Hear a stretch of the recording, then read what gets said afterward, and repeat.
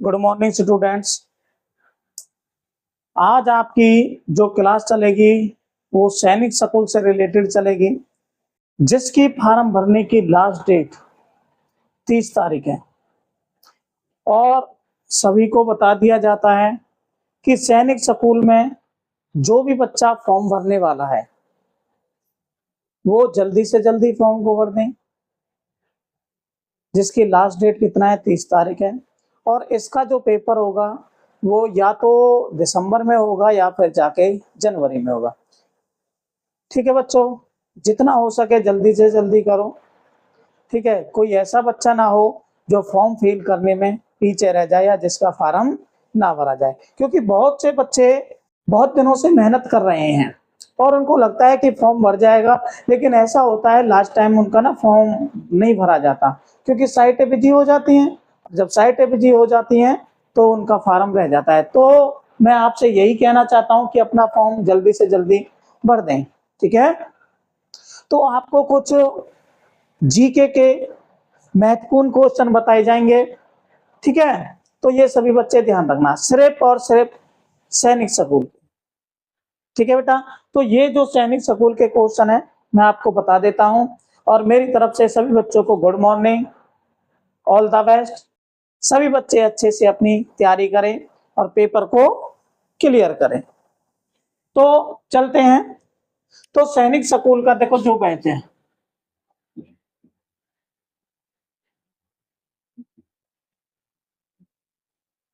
देखो बच्चों सैनिक स्कूल के जो क्वेश्चन आंसर है वो मैं आपको बता देता हूँ। सभी बच्चे ध्यान से सुनेंगे, ध्यान से पढ़ेंगे। ठीक है, सारी चीजें ध्यान से रखना। तो सबसे पहले बात करते हैं, देखो पानीपत का, देखो पानीपत की प्रथम लड़ाई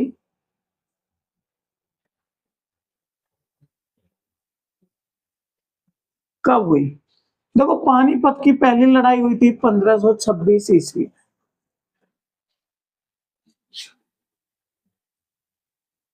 पानीपत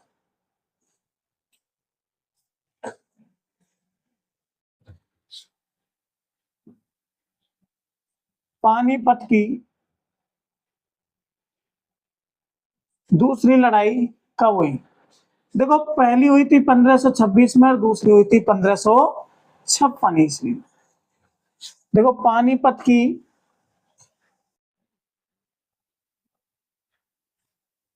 तीसरी लड़ाई, देखो पानीपत की तीसरी लड़ाई हुई थी 1761 में।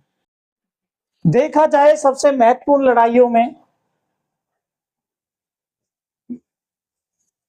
ये तीन लड़ाई थी, पानीपत की पहली लड़ाई, पानीपत की दूसरी लड़ाई और पानीपत की तीसरी लड़ाई। देखो पहली लड़ाई में बाबर और इब्राहिम लोधी लड़ा था। कौन लड़ा था बेटा? बाबर और इब्राहिम लोधी।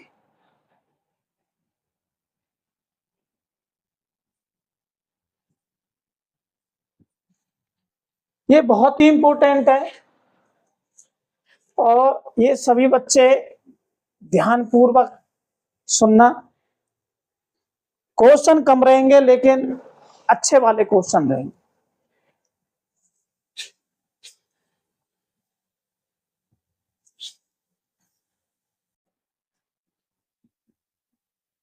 खानवा की लड़ाई कब हुई? देखो खानवा की लड़ाई हुई थी 1527 ईस्वी में।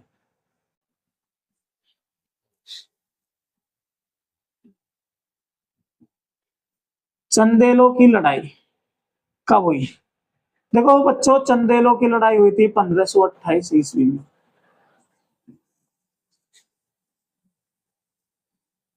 घाघरा की लड़ाई कब हुई? 1529 ईस्वी में। तो ये लड़ाई बहुत ही इंपॉर्टेंट है। चंदेलों की लड़ाई बहुत ही इंपॉर्टेंट है। और ये लड़ाइयां देखो, घाघरा की लड़ाई कब हुई थी? 1529 में। चंदेलों की लड़ाई कब हुई थी? 1528 में। और खानवा की लड़ाई हुई थी 1527 में। कहा जाता है कि एक व्यक्ति था, व्यक्ति का नाम था बाबर। क्या नाम था बेटा? बाबर। देखो बाबर की मृत्यु, देखो बाबर की मृत्यु कब हुई थी? 1530 ईस्वी में। कब हुई थी? 1530 ईस्वी में। देखो बाबर की मृत्यु 1530 में हुई, तो इनका जन्म, देखो इनको जन्म जन्म हुआ था 1498। कब हुआ था बेटा? 1498 में इनका जन्म हुआ था। और इन्होंने भारत में मुगल वंश की नींव रखी थी। भारत में किसकी रखी थी? मुगल वंश। देखो मुगल काल कब से कब तक रहा था? तो बाबर का जो समय था वो 1526 से लेके 1530 ईस्वी का जो समय था, उस टाइम पे भारत में मुगल काल की स्थापना की थी। किसके द्वारा की गई थी? बाबर के द्वारा। किसके द्वारा की गई थी? बाबर के द्वारा। तो आपने देखा होगा इसमें जो भी सन मैंने बताए, इनमें से बहुत ज्यादा इंपॉर्टेंट सन है, आप इनको बहुत ज्यादा ध्यान रखना। ठीक है? ठीक है। अब देखो ये पानीपत का पहले लड़ाई होगी, दूसरी लड़ाई की। अब देखो आगे एक था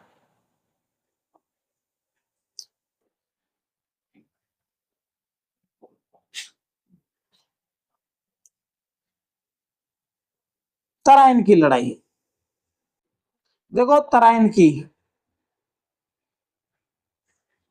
देखो पहली लड़ाई हुई थी 1191।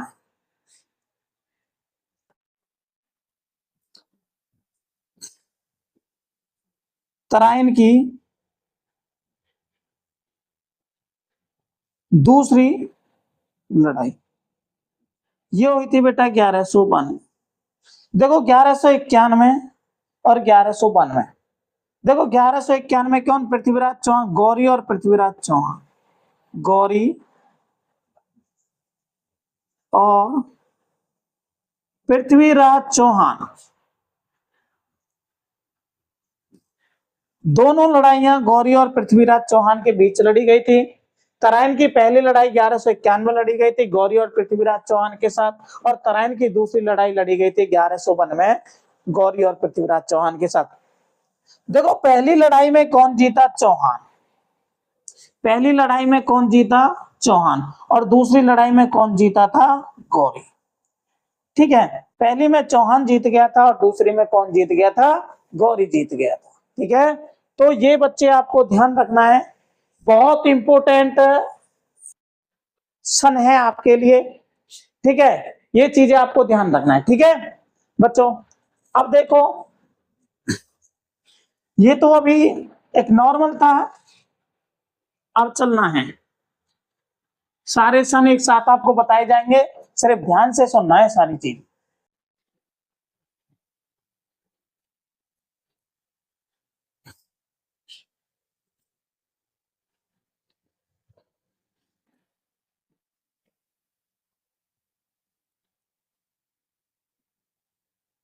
देखो बच्चों, रोलैक्ट एक्ट, रोलैक्ट एक्ट कब चला? 1919। कब चला था बेटा? 1919। जलियांवाला, जलियांवाला बाग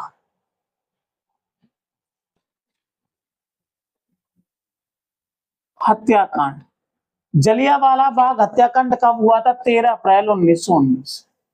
13 अप्रैल 1919।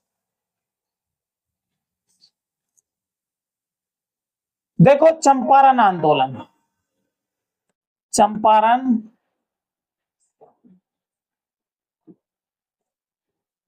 चंपारण आंदोलन कब हुआ? देखो चंपारण आंदोलन हुआ था 1917। कब हुआ था? 1917। जलियांवाला रोल एक्ट हो गया, जलियांवाला बाग हो गया। ठीक है, अब है खिलाफत आंदोलन। खिलाफत आंदोलन, देखो ये हुआ था 1919 और 1920। ठीक है बच्चों, असहयोग आंदोलन,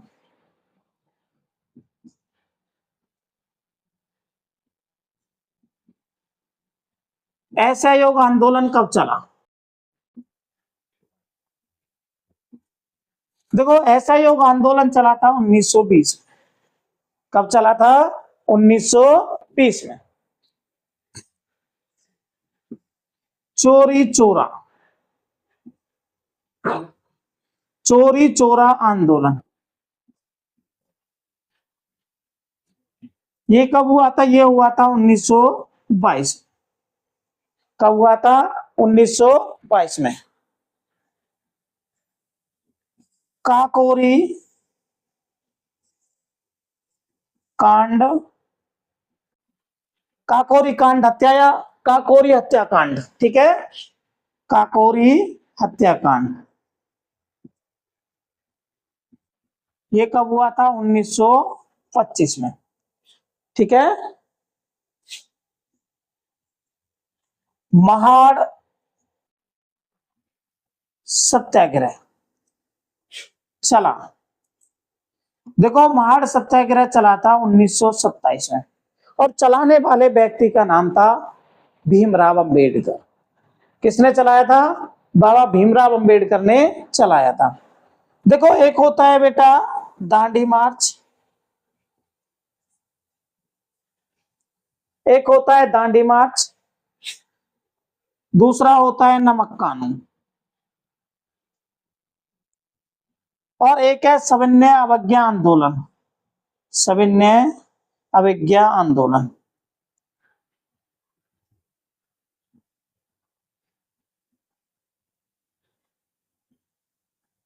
देखो ये तीनों ही नाम एक है। ये कब चला था? ये चला था बेटा 1930 में। 1930 ईस्वी में चला था। तो ये जो इम्पोर्टेंट सन है ये आपको याद करने हैं, ठीक है। ये सभी याद करने, ऐसा नहीं है कोई छोड़ना है, सारे याद करने। दांडी मार्च हो गया, नमक कानून हो गया, सविनय अवज्ञा आंदोलन हो गया। कब चला था? 1930 में चला था। और ये कहां से कहां तक चला था? देखो ये साबरमती आश्रम, साबरमती आश्रम से और दांडी तक चला था, ठीक है। देखो पहली कॉन्फ्रेंस टेबल, देखो पहला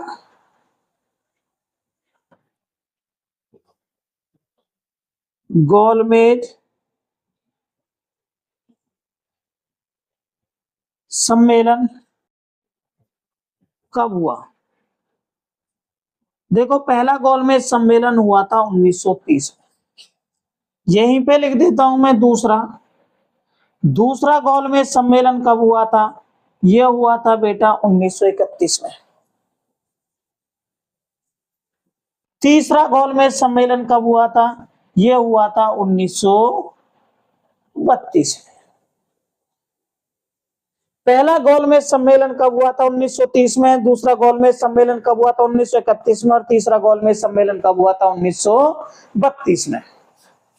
और तीनों गोलमेज सम्मेलनों में किसने भाग लिया था? भीमराव अंबेडकर ने। किसने लिया था? भीमराव अंबेडकर।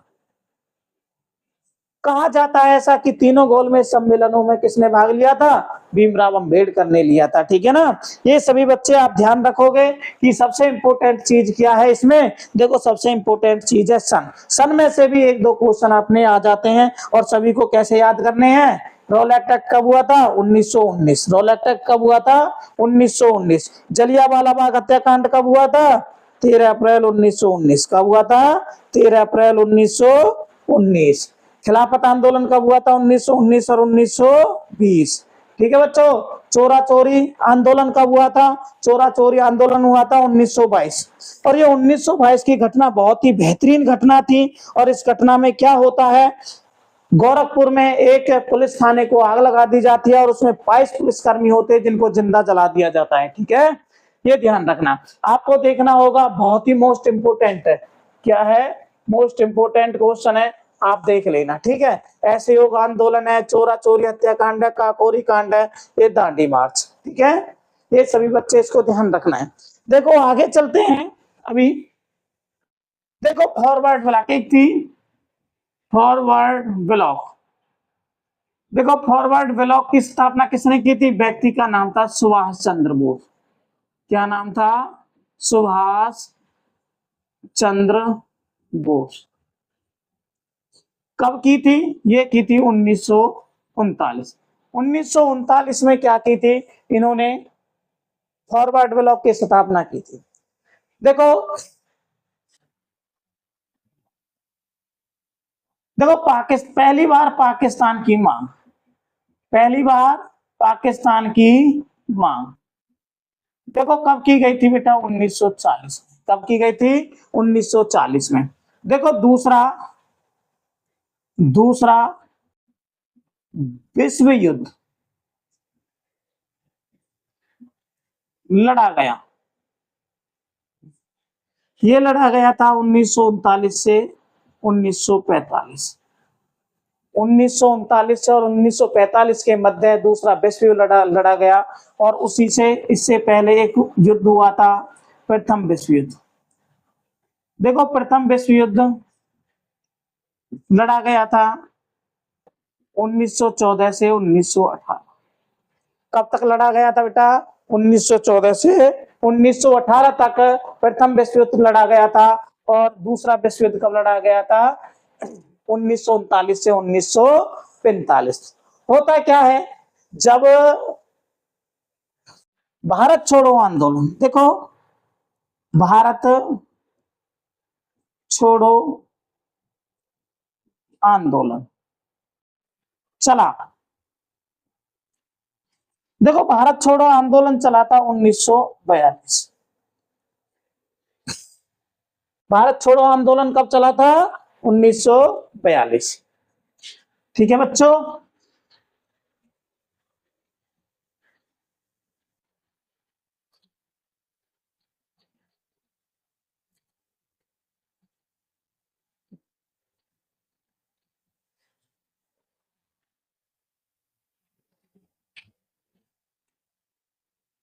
देखो क्रिप्स मिशन,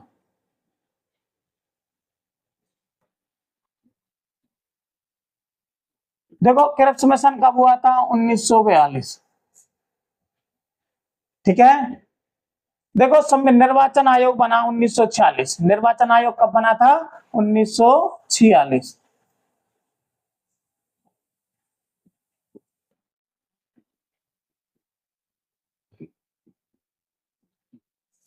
1946 संविधान बनकर तैयार हुआ।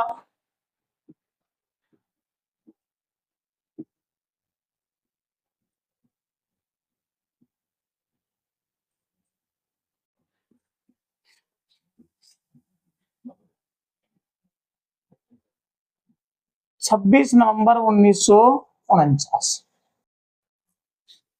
देखो बनने में लगा समय, देखो 2 साल 11 महीने और 18 दिन। 2 साल 11 महीने और 18 दिन की ताबड़तोड़ मेहनत के बाद बाबा साहब भीमराव अंबेडकर और उनकी एक सेना थी, जो लोग थे सभी, उन्होंने मिलकर संविधान बनाया। और ये संविधान 26 जनवरी 1950 को लागू हुआ।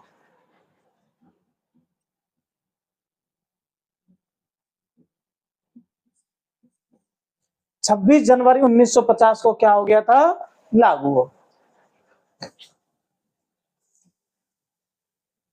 इसी दिन हमारा देश क्या होता है, गणतंत्र। इस दिन देखो, इस दिन इसको किस रूप में मनाते हैं, गणतंत्र गणतंत्र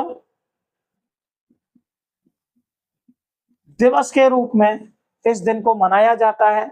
और जिस दिन ये 26 जनवरी को मनाया जाता है, उस दिन क्या होता है, उसको गणतंत्र दिवस कहते हैं। क्या कहते हैं, गणतंत्र दिवस। होता क्या है, भारत 15 अगस्त 1947 को आजाद हो गया था। कब हो गया था बेटा, 15 अगस्त 1947 को आजाद हो गया था। कब हुआ था, अर्धरात्रि को। कब हुआ था, अर्धरात्रि को। क्योंकि इससे पहले एक देश था जो भारत से अलग हुआ था 14 अगस्त 1947 को, उसका क्या नाम था बेटा, पाकिस्तान। क्या नाम था, पाकिस्तान। देखो हमसे पहले कौन सा देश आजाद हुआ था? पाकिस्तान हुआ था। और हम उसके बाद अर्धरात्रि में क्या हुए थे? आजाद हुए थे, हमें स्वतंत्रता मिल गई थी। लेकिन कहा जाता है कि बहुत से लोगों का कहना है कि भारत देश गुलाम हो गया था। देखो हमारा देश कभी भी गुलाम नहीं हुआ था। ऐसा कहा जाता है कि भारत के ऊपर अंग्रेजी हुकूमत थी और वो ही क्या कर रहे थे, एक व्यापार के बहाने भारत आए थे। 1600 एडी में भारत आए थे और उन्होंने भारत पर क्या कर लिया, व्यापार के बहाने वो राज करना स्टार्ट कर दिया। लेकिन हमारा देश कभी गुलाम नहीं हुआ था। हाँ, वो अंग्रेजों के अधीन तो था, उनके जो नियम कानून थे उनको मानते थे, ऐसे ही चलते थे। लेकिन ऐसा आज तक भी किसी भी बुक के अंदर मैंने नहीं पढ़ा है कि भारत कभी गुलाम हुआ। आजाद हुआ 15 अगस्त 1947 को, तो कोई डेट तो होगी जिसमें वो गुलाम हो। ऐसी कोई भी डेट अभी मान्य नहीं है। तो कहा, ऐसा मेरा अनुमान है कि भारत देश कभी गुलाम नहीं हुआ। भारत देश अंग्रेजों के अधीन था, ये कह सकते हैं, लेकिन गुलाम हम नहीं कह सकते। ठीक है, आगे चलते हैं बेटा।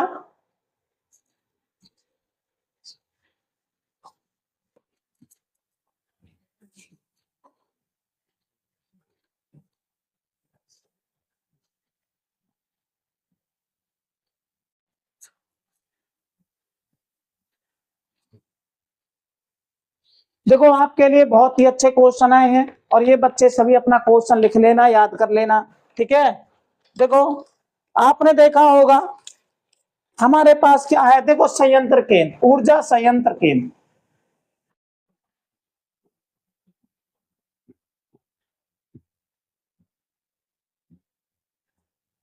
मोस्ट इंपोर्टेंट है। देखो तारापुर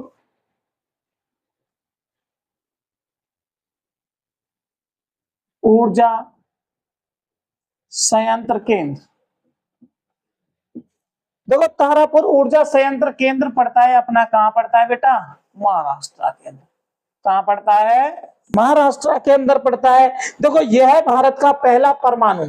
देखो जो तारापुर है यह है भारत का पहला, भारत का पहला परमाणु ऊर्जा केंद्र था।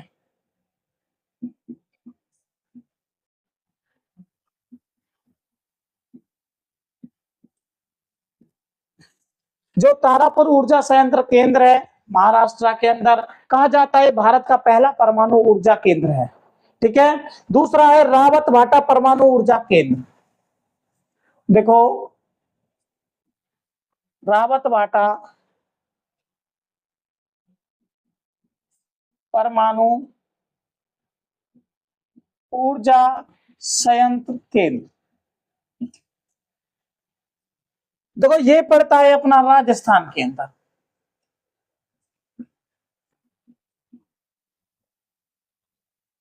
ये पड़ता है अपना बेटा कहां? राजस्थान के अंदर पड़ता है। कहा जाता है दूसरा, ये भारत देश का, देखो ये भारत का दूसरा सबसे पुराना, दूसरा सबसे पुराना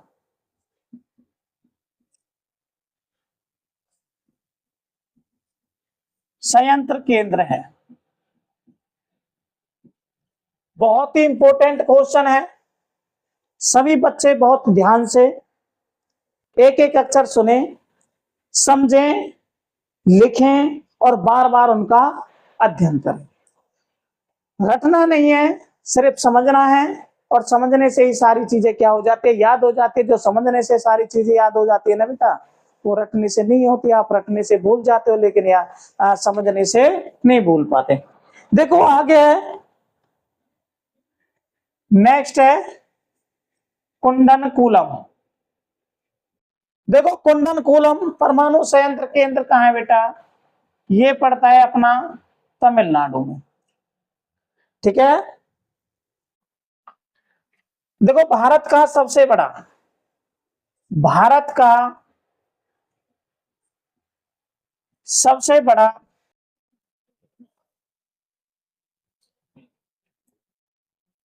परमाणु ऊर्जा संयंत्र केंद्र है। मोस्ट इंपोर्टेंट क्वेश्चन है, सभी बच्चे बड़े ध्यान से इसको लिख लेना, याद कर लेना।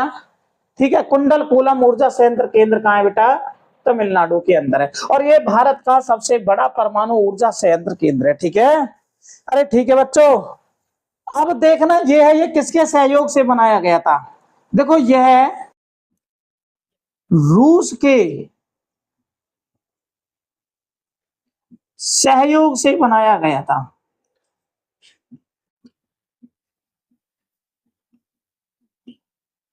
पूछा जाता है कई बार, ऐसा कौन सा ऊर्जा संयंत्र केंद्र है जो दूसरे देश के सहयोग से बनाया गया था? तो आपने बताना है कुंडलकुलम ऊर्जा संयंत्र केंद्र तमिलनाडु में स्थित है, जो रूस के सहयोग से बनाया गया था।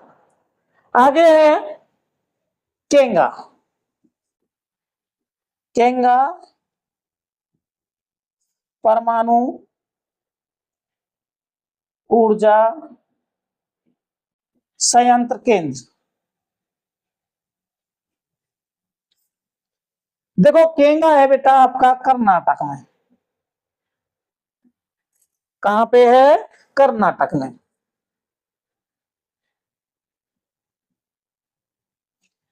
देखो केंगा कर्नाटक में है, काकड़ापाड़ा गुजरात में।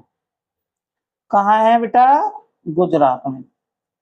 ठीक है ना, मोस्ट इंपोर्टेंट चल रहा है आपका है नरोरा। कई बार मिलिट्री के अंदर पूछा गया है, नरोरा परमाणु ऊर्जा संयंत्र कहाँ है? ये बेटा आपका पड़ता है उत्तर प्रदेश में। ठीक है, देखो नरोरा कहां पड़ता है? उत्तर प्रदेश में पड़ता है। भारत का सबसे बड़ा परमाणु ऊर्जा संयंत्र केंद्र कुंडलकुलम। भारत का दूसरा सबसे पुराना संयंत्र केंद्र है रावतभाटा परमाणु ऊर्जा संयंत्र केंद्र। आगे है कलपक्कम।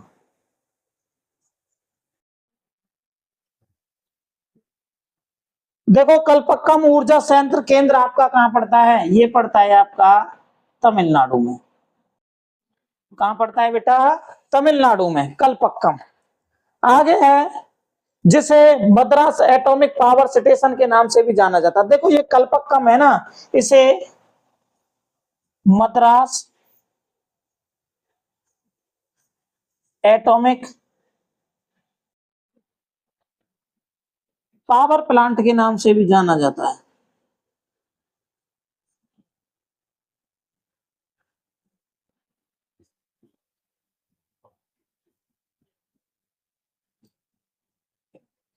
ठीक है बच्चों, कलपक्कम को मद्रास एटॉमिक पावर प्लांट के नाम से भी जाना जाता है। और हमारे भारत देश के अंदर 14वें नंबर का बना हुआ राज्य हरियाणा है। हरियाणा में भी एक ऊर्जा संयंत्र केंद्र है जिसका नाम है गोरखपुर। क्या नाम है? गोरखपुर। देखो गोरखपुर ऊर्जा संयंत्र केंद्र कहाँ है बेटा? हरियाणा के अंदर। कहाँ है? हरियाणा के अंदर है। देखो आने के बहुत अच्छे चांस है इसके। और ये निर्माणाधीन है। ये कौन सी जगह बना हुआ है?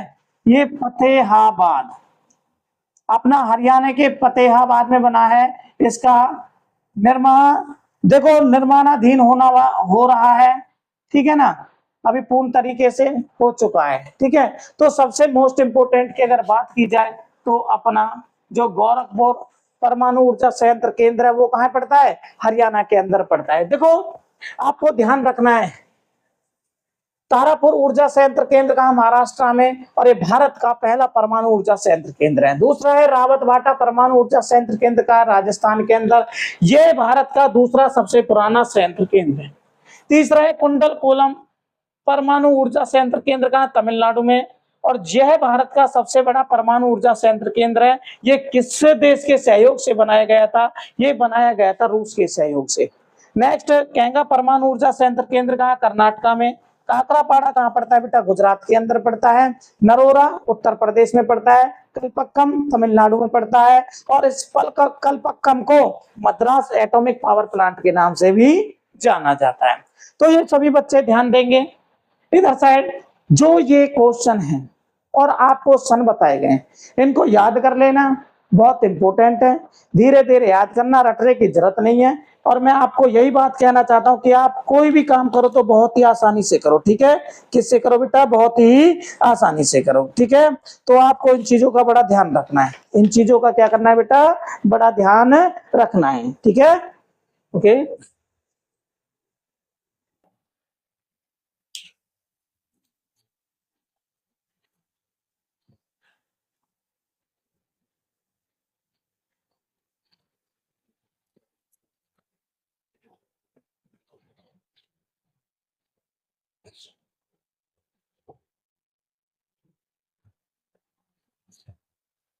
देखो कई बार पूछ लेते हैं, मुगल काल के बारे में पूछ लेते हैं। देखो सबसे पहले आपको एक लाइन लिखनी है, वाह मुसलमान होशियार, वाह मुसलमान होशियार, अकबर जैसा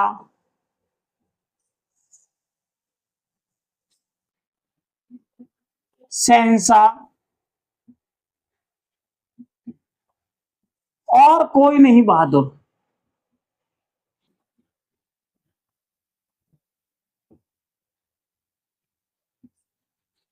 देखो यहीं से ही आपको मिल जाती है। देखो वहां से बन जाता है आपका बाबर। ये मुसलमानों की ट्रिक है कि कौन सा मुगल शासक कब था उसके बारे में बताया गया। पहले इनके बारे में देखो, वहां से हो गया बाबर, है से हो गया हुमायूं। देखो कहा जाता है कि बाबर के 4 पुत्र हुए थे। एक का नाम हुमायूं था, दूसरे का नाम कामरान था, तीसरे का नाम अस्करी था और चौथे का नाम हिंदाल था। तो बाबर के कितने पुत्र थे? 4। कितने पुत्र थे? 4। देखो तीसरा जो शासक था उसका नाम था अकबर। क्या नाम था? अकबर। जहांगीर,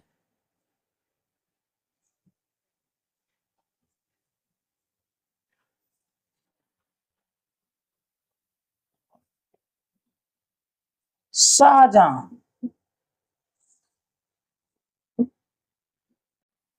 औरंगजेब और लास्ट का अंतिम शासक था बहादुर शाह जफर, बहादुर शाह जफर सेकंड। अंतिम मुगल शासक था ये बहादुर शाह जफर द्वितीय। तो ऐसे कहा जाता है, बहुत अच्छे से ध्यान रखना, याद होगा, वाह मुसलमान होशियार, अकबर जैसा शहंशाह और कोई नहीं बहादुर। देखो बात है बाबर, है थे हुमायूं, है थे अकबर, जय थे जहांगीर, शाह शहंशाह थे शाहजहां और थे औरंगजेब और बहादुर शाह जफर। देखो मुगल वंश का पहला शासक, ये मुगल वंश का पहला शासक था जिसने भारत के अंदर 1526 एडी में आके मुगल वंश की स्थापना की। और देखो ये औरंगजेब ऐसा शासक था जिसकी मृत्यु तो हुई थी 1707 एडी में।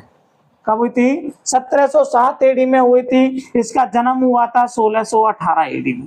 1618 एडी में इसका जन्म हुआ था, मृत्यु 1707 में हुई थी। लेकिन इसने क्या काम किया था? जो हिंदू लोग थे उनको सबसे ज्यादा क्या बना दिया था इसने? मुस्लिम बना दिया था। क्या बना दिया था? मुस्लिम बना दिया था। धर्म परिवर्तन कराया था। क्या कराया था? धर्म परिवर्तन। ठीक है ना। औरंगजेब के समय में सबसे ज्यादा धर्म परिवर्तन, ठीक है, आपको ये ध्यान रखना है। देखो इतना याद रख लेना। आगे देखो, सिंधु सभ्यता।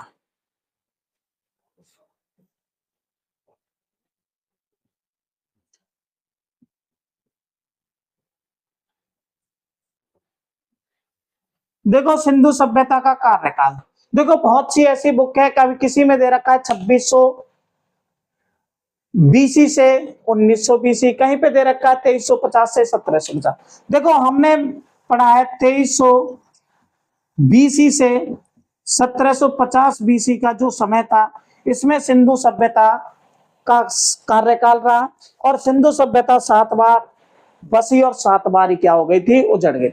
देखो सिंधु सभ्यता का पहला नगर, देखो सिंधु सभ्यता का क्या था बेटा, पहला नगर, और पहले नगर का नाम था हड़प्पा। क्या नाम था बेटा, हड़प्पा। देखो सिंधु सभ्यता की खोज, देखो सिंधु सभ्यता की खोज की थी राय बहादुर दयाराम शाह ने 1921 में। देखो दूसरा था राखलदास बनर्जी। देखो हड़प्पा हो गया, प्रमुख स्थल इसके देखो मोहनजोदड़ो, हड़प्पा हो गया, मोहनजोदड़ो,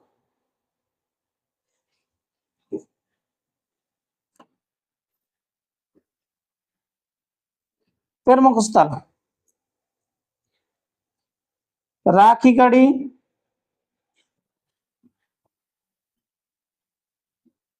धौलावीरा,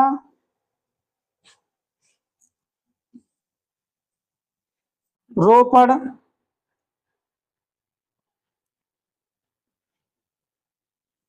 कालीबंगा, ठीक है, रोपड़ हो गया, कालीबंगा हो गया,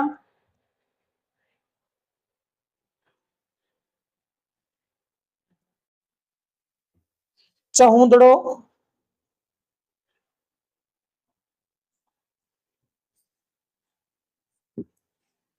चहुंदड़ो, ठीक है। देखो ये सभी जितने भी स्थल हैं, कुछ गुजरात में है, ये पहले अखंड भारत था, तो सारे जितने भी स्थल थे किसके थे, अखंड भारत के थे। किसके थे, अखंड भारत के। बहुत ही मोस्ट इंपोर्टेंट है। देखो आपने देखा होगा इसमें क्या होता है कि जो अपनी सिंधु सभ्यता होती है वो 7 बार बसती है और 7 बार ही क्या हो जाती है, उजड़ जाती है। क्या होती है, उजड़ जाती है। ठीक है ना, ये चीज आप याद रखना। और ठीक है, और सभी बच्चे बस इसको पढ़ना, रटने की जरूरत नहीं है। एक बार वीडियो नहीं 2 बार देख लो, आपको आसानी से सारी चीजें क्या हो जाएगी, याद हो जाएंगी। रटना नहीं, रटने से क्या होता है, भूल जाते हैं। जो ये मुगल काल है, मुगल काल में आपको नेक्स्ट डे पूरा डिटेल में बताऊंगा। ठीक है ना, और मैं तो चाहता हूं कि अगर ऐसे याद कर ले तो बहुत अच्छा रहेगा, क्योंकि ज्यादा डिटेल में नहीं पूछते। ठीक है ना, ये चीजें आप ध्यान रखना। ओके, सभी बच्चों को मेरी तरफ से ऑल द बेस्ट। ठीक है।